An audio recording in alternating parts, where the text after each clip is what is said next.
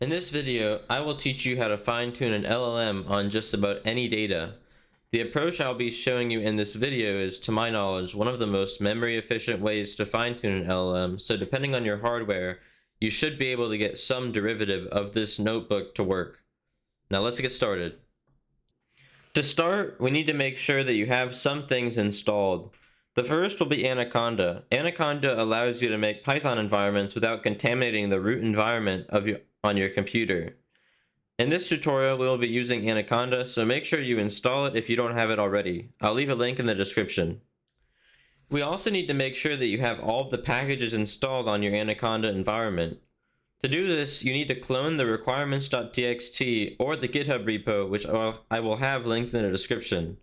The command to install these packages is pip install -r requirements.txt, and make sure that you're in the same directory that the txt file is in. Now that we have that out of the way, we can get started with creating the notebook. In the terminal that you have your environment activated in, navigate to the directory that you want to set up your fine-tuning in, and type in the command code and then a dot to open Visual Studio Code. Now all you need to do is create a Jupyter notebook in your workspace. Name it whatever you want and import all of the dependencies that I show here. And now let's get started. Alright, so first of all, we need to make sure that we have all the requirements installed. And you can see that I have the requirements.txt file here. Before you type in the command that I mentioned previously, you need to run this through this Python file I created. So you just type in Python process rec.py.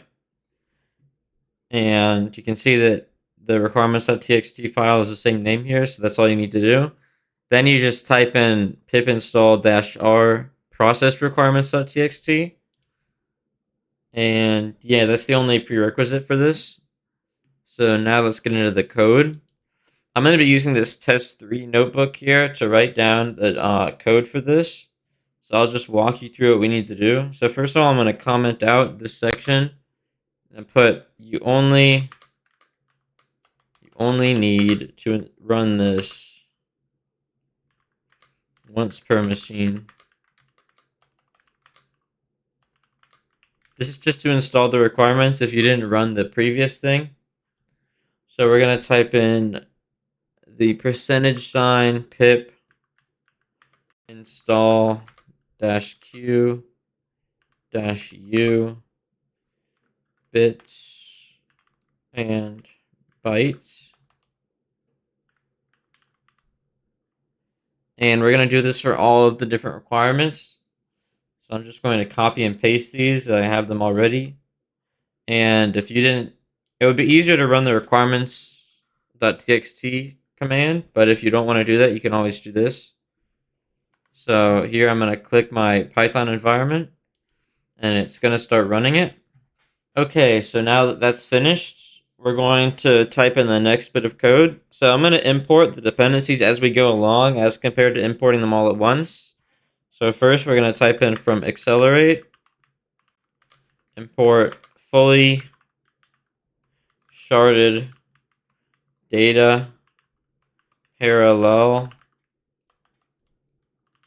plugin. You can see that it's auto typing it there. Then we're going to type in from torch.distributed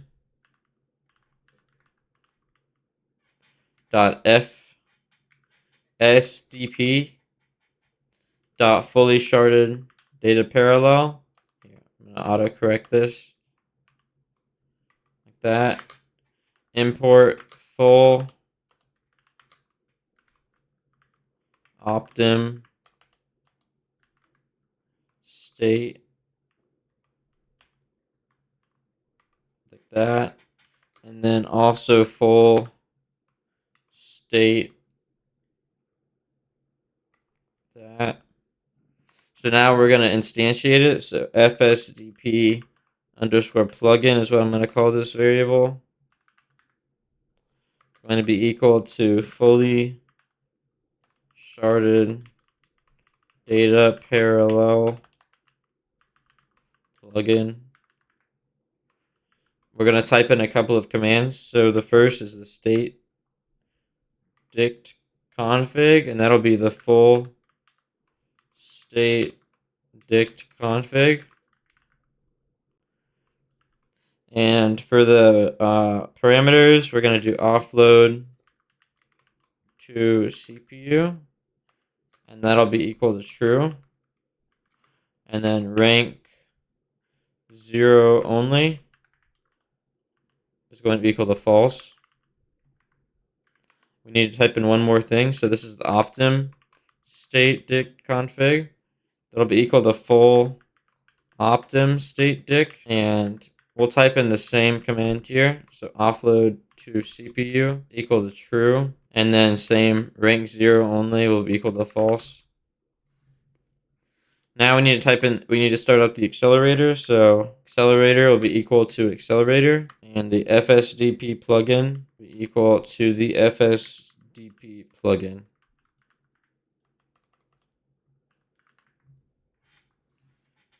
Did I spell that right? Oh, we need to import it here. Accelerator. All right, so now run this.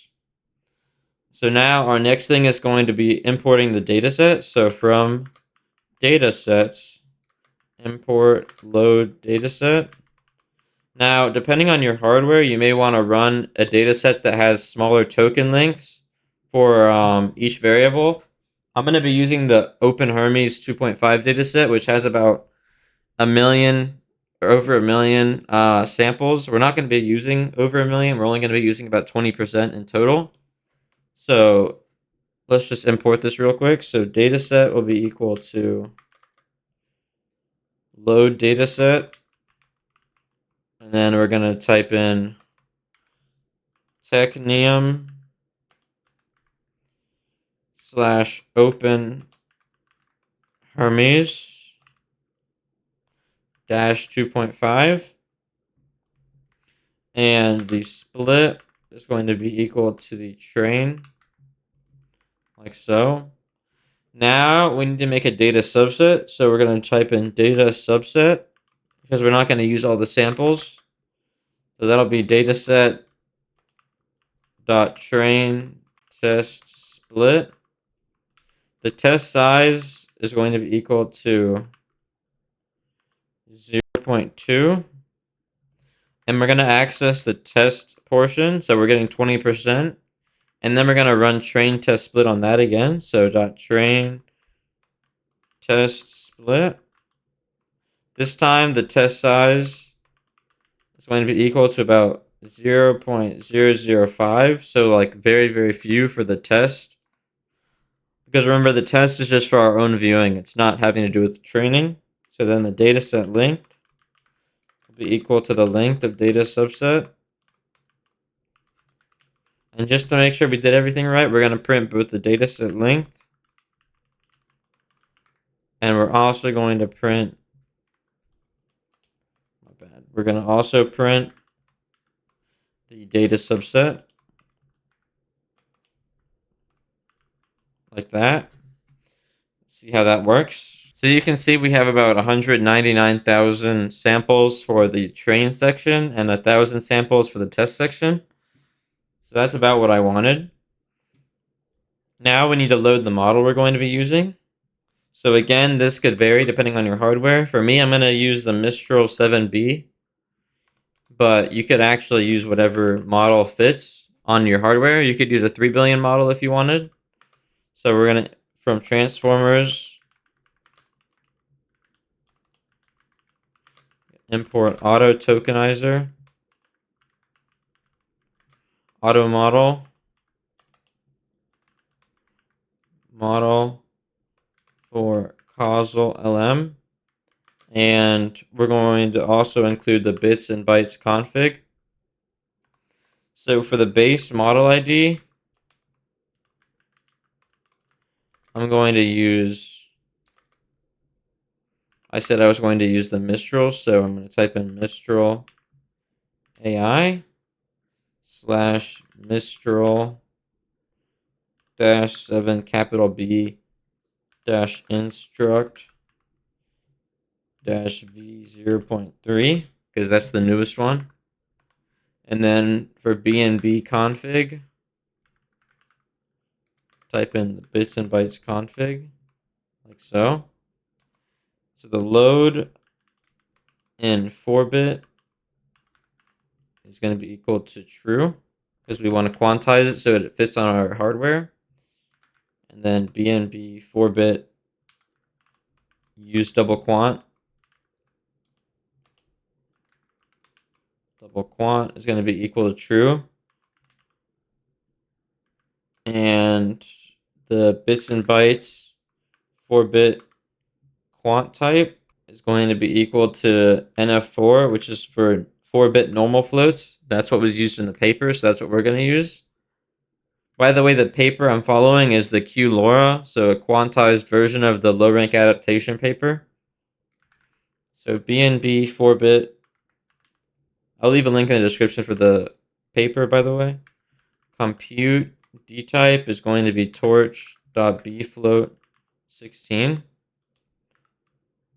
And that's all of that. So now we need to instantiate the model. So model will be equal to auto model for causal LM. My bad. And dot from pre-trained. And we're going to use the base model ID as well as the quantization config. And that'll be equal to bits and bytes config that we made. Then the device map, which is important. I was having issues with this before, so what I'm going to type in is torch.cuda.currentDevice. It's very important that you use this in particular because of the accelerator. It requires an exact device. So now we're going to run this. It'll take a second. Okay, now that that's loaded, we're going to set up the tokenizer. So typing in tokenizer, it'll be equal to autotokenizer.from pre-trained. And the pre-trained will be the base model ID. Add EOS token will be true. So we need our end of sequence token. And we also need the BOS token. So add BOS token also will be true. So now we're going to load that. All right. So now we need to make a tokenize variable. So or function. So def tokenize. And we'll input the prompt because that's what we need to tokenize. So the result will be equal to tokenizer prompt. And then the result labels. Oh, I spelled that wrong. It's going to be equal to the result input IDs. And then we need to copy it. And then we need to return the result. Next up, we need to make a function for generating and tokenizing the prompt. So def generate and tokenize prompt. And we're going to take a data point from the data set. So this will vary depending on what your data set looks like. But this is how it's going to work for my data set. If you choose a different data set and this doesn't work, make sure to check what a value from the data set looks like. So if I type in data subset 0 here, you can see the different rows that we have. Hold on, I need to type in, let's type in test here. So you can see what the data point looks like, and you just need to access these values properly. So this is how it's going to work for this one. So the conv length is something we need. So this is the conversation length, and that's equal to the length of the data point. And then we're accessing the conversation like that. So if conv length is equal to 2, so if there's 2 values in the conversation, the full prompt is going to look like this. I'm just going to copy this over. It's a little bit complicated, so this is what our conversation will look like. Now we need to type in an elif. the conv length is equal to 3. And our full prompt is going to look a little bit different because now we have more data points. I'm just going to copy this over. And then last but not least, we need to handle the other cases. So then our full prompt will look like this. Copy this over real quick. And now we just need to return that. But we need to return it as it's tokenized. So to make sure you call the tokenized function on the full prompt. Like that. So now we need to test it out. So we're going to print out the generate and tokenize prompt. And we're going to run this on a portion of the data subset. So we're going to type in data subset.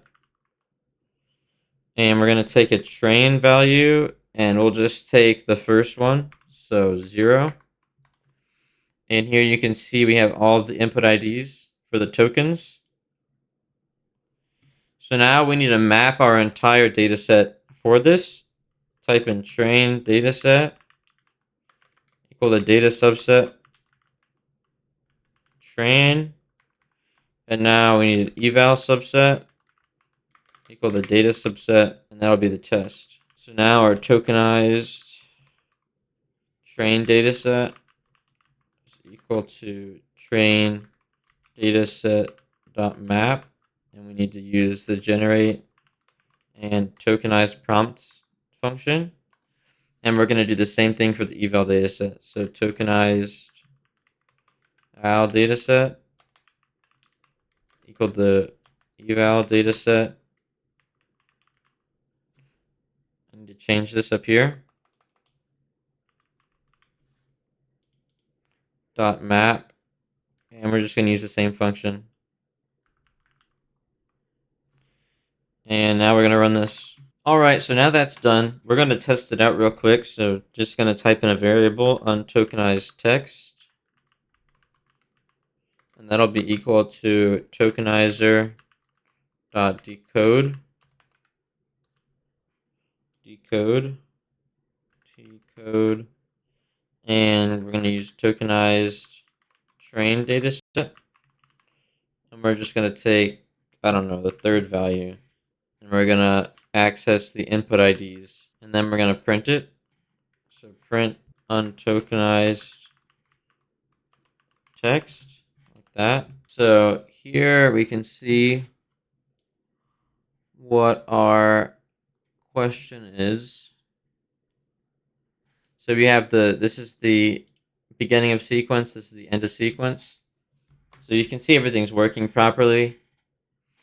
So we need to figure out what our token data links are because we need to make all of our token lengths the same for all of our inputs.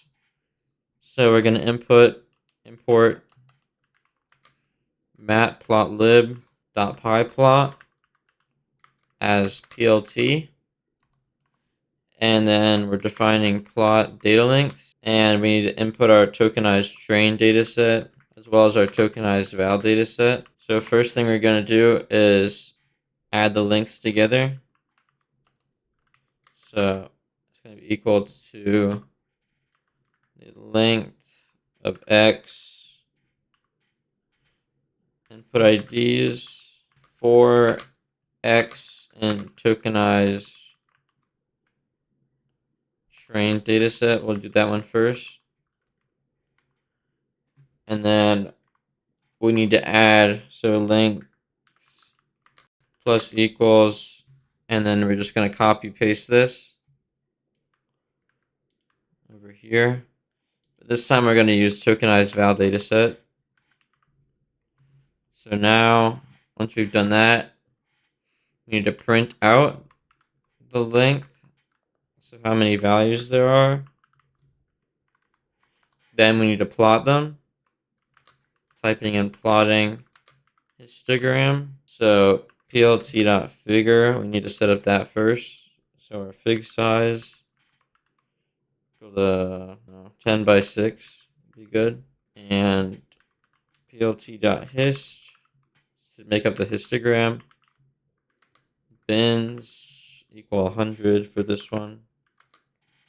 Alpha the 0.7, and I'll make the color, I don't know, blue. Blue's probably good. We're gonna make the X label length of sample, and then plt.y label, that'll just be frequency. Now we need to make the title, so make it distribution of length of samples. And last but not least, we're going to show it. My bad. So plt.show. Now we need to call this function. So plot data length. We'll use the tokenized train data set, the tokenized file data set. So here you can see, now that it's done, that the average length is probably, I don't know, around about 1500 would be safe. So I'm going to set my max length to 1500, and then I'll put in the comments appropriate for this data set. So now I'm going to redefine the tokenizer. So tokenizer will be equal to auto tokenizer from pre-trained base model ID, padding side, something we didn't instantiate before, so be left, and add EOS token will be true, just like before. And then just like before, we'll add the BOS token. And then last thing we need to do is add the tokenizer.pad token. It'll be equal to the tokenizer.EOS token. And then we need to redefine our tokenize thing. So define tokenize, taking the prompt. So the result tokenizer, I'm going to use the prompt truncation equal to true. Max length will be equal to the variable we just made, so max length. Padding will also be equal to the max length. And the result labels will be equal to the result input IDs. And then we're going to copy it. And then we're going to return the result like that. So now we're going to remap. So tokenized train dataset equal to train dataset map generate and tokenize, just like before, tokenize val dataset equal to the eval dataset.map. And real quick before I move forward, I'm just going to also type in up here again, redefine the tokenize function and tokenize. I'm going to run this. All right, so now that we've remapped it, let's see what it did. So I'm going to take the code that I made up here and just copy paste it down here. And let's see how it turned out. So here you can see that it's added a bunch of end of sequence tokens to the very beginning. And the reason it's doing that is just to pad the sequence so that it matches the max length the way it's supposed to. So you can see that it's done that for every single one of them. So let's go to 5, for example. Did the same thing. 500, same thing. So now let's move on. Let's make sure that everything is correct by plotting the data links again. So we're gonna type in the same code. I already typed it in up here, so let's not reuse code. Put it here. All right, you can see that it worked. So now we're gonna make our eval prompt so that we can figure out if the model is working correctly.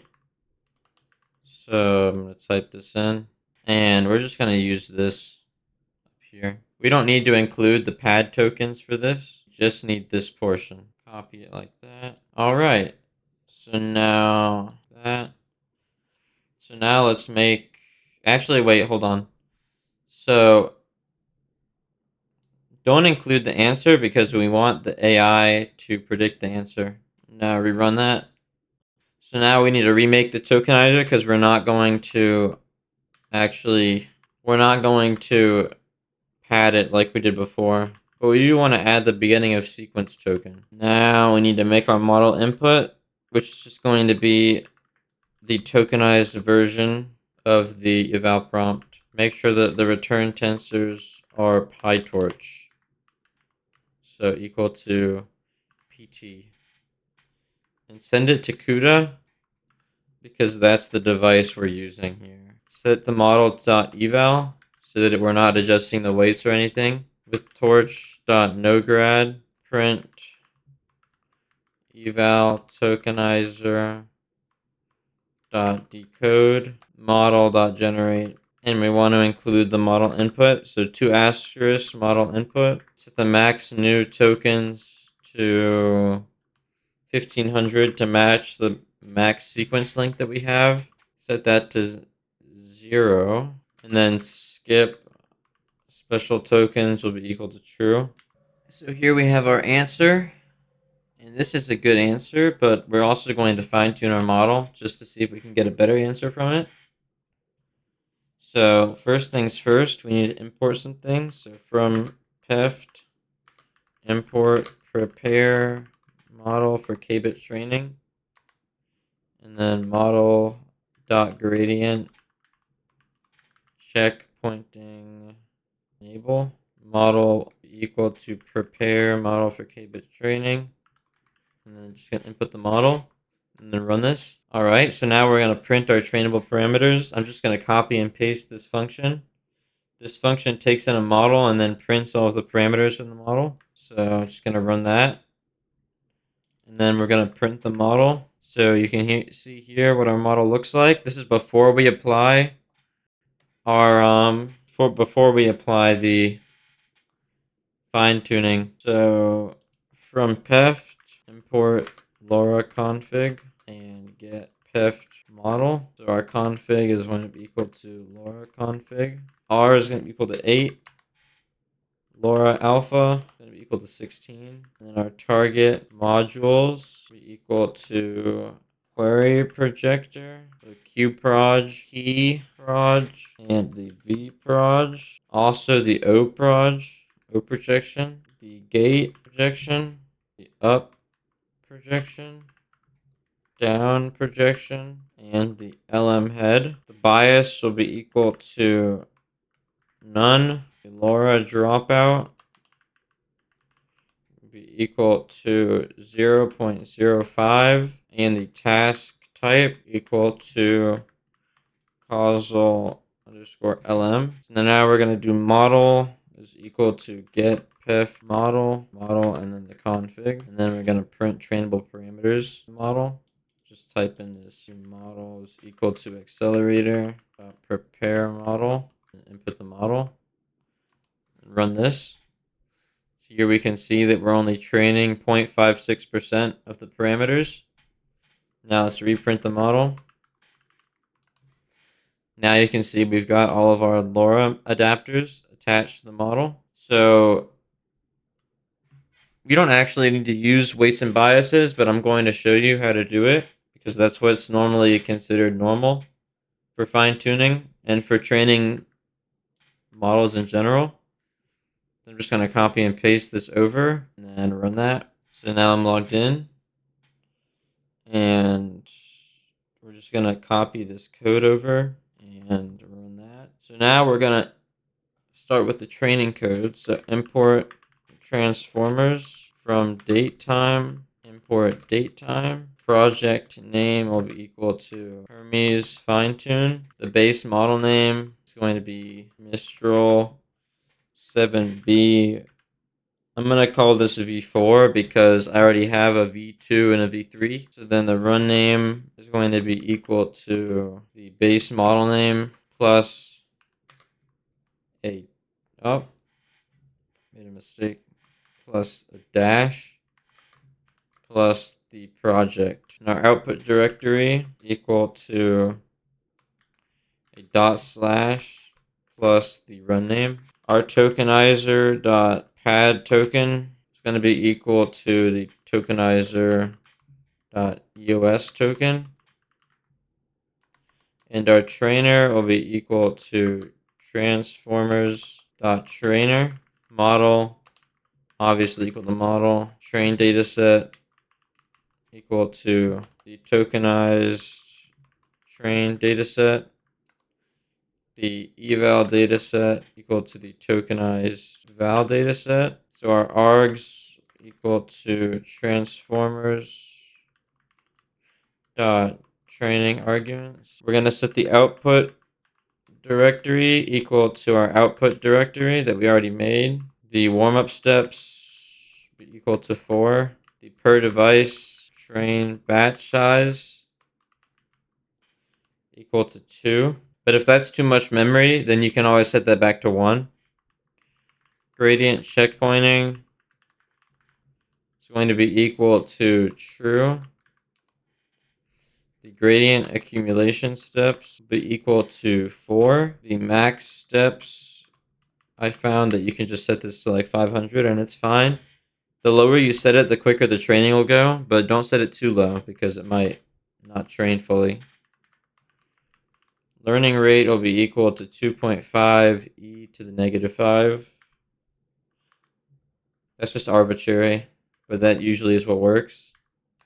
The logging steps, I'll set to 50. The BF16 equal to true because that's our data type. The optimizer we're going to use, so optim is equal to paged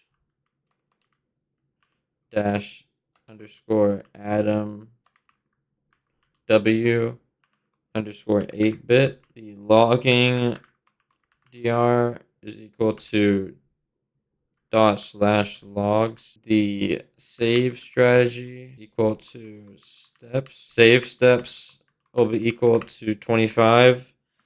I had it originally set to 50, but the training was taking too long. So if this is still too long for you, you can always set it even lower to like 10 or something. The evaluation strategy is equal to steps. Then, sorry, I meant the eval steps. Change the eval steps. Don't change the save steps. Equal to 25. And then report to will be equal to stake 1 dB. And then last but not least, run name be equal to a formatted string.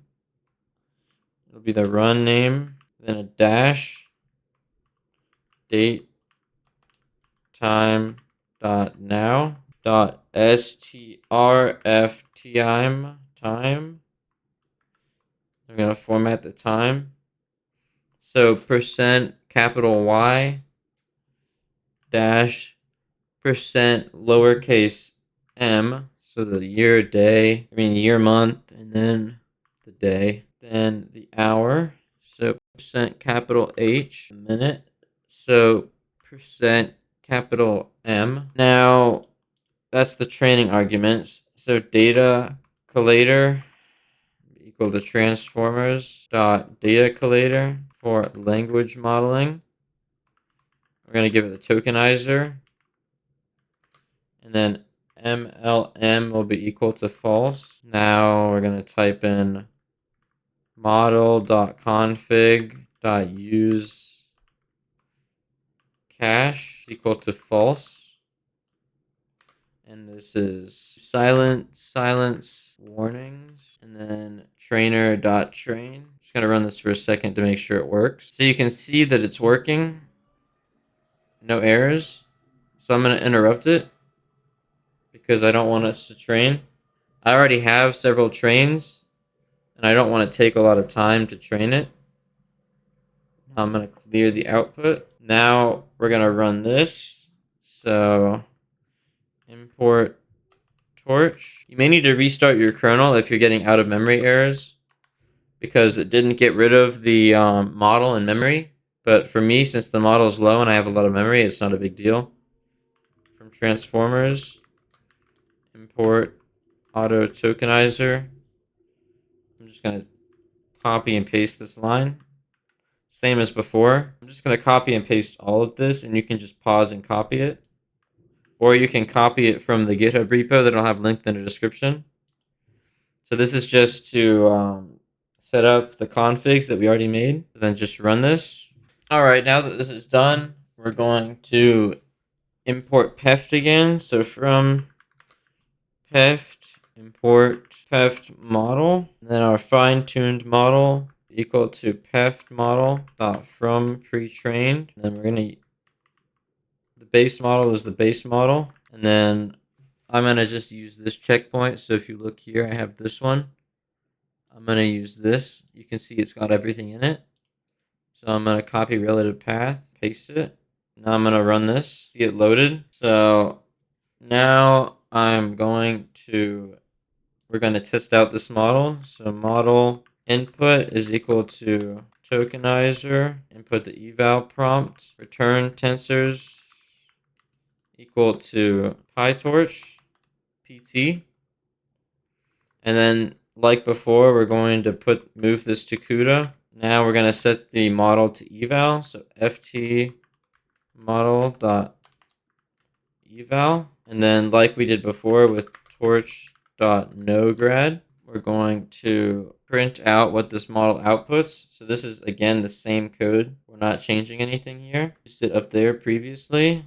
The max new tokens will be 1,500. Yeah, let's see how it goes. All right, so now we have our answer. You can see that it answered it correctly, it looks like. And yeah, that's the answer. I hope you enjoyed this video. I'll probably be making some more videos similar to it. But for now, this is what I have. If you like this video, make sure to like the video so that I know you enjoyed it. And also subscribe. And yeah, thanks for watching. See ya.